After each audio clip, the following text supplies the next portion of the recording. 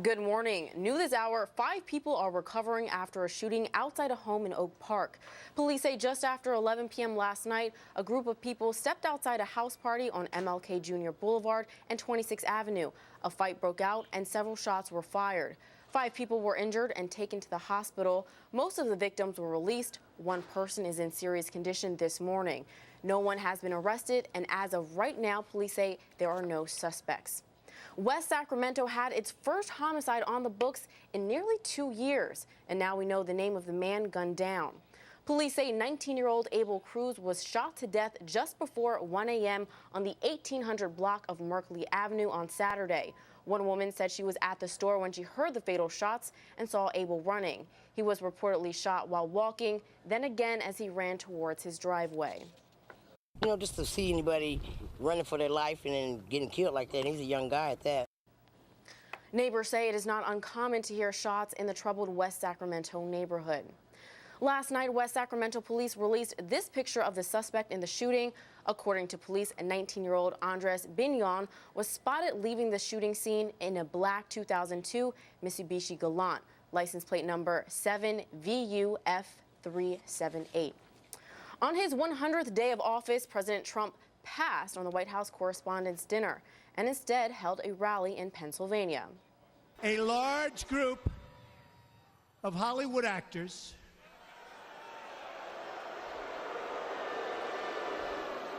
and Washington media are consoling each other in a hotel ballroom in our nation's capital right now. Pennsylvania is one of the states President Trump was not expected to win in November.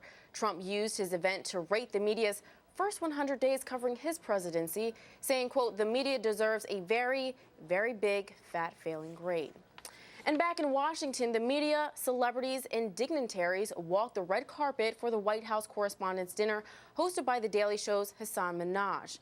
This was the first time in 36 years a sitting president has not attended and spoken at the dinner.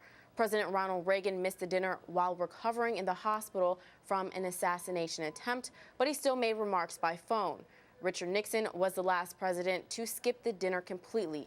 Unsurprisingly, Trump was a topic of conversation.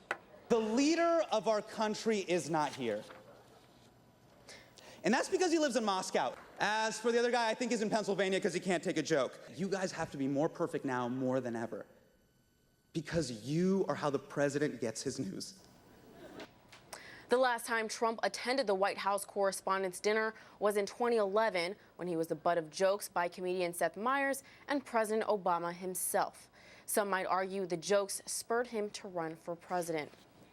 New this morning, at least 5 people are dead and dozens injured after 3 reported tornadoes struck several small towns in East Texas. The storm system caused extensive damage, and rescue crews say that number may go up once they go through the overturned cars and homes. 2 other twisters were reported in neighboring counties. More than 50 people were taken to area hospitals with injuries.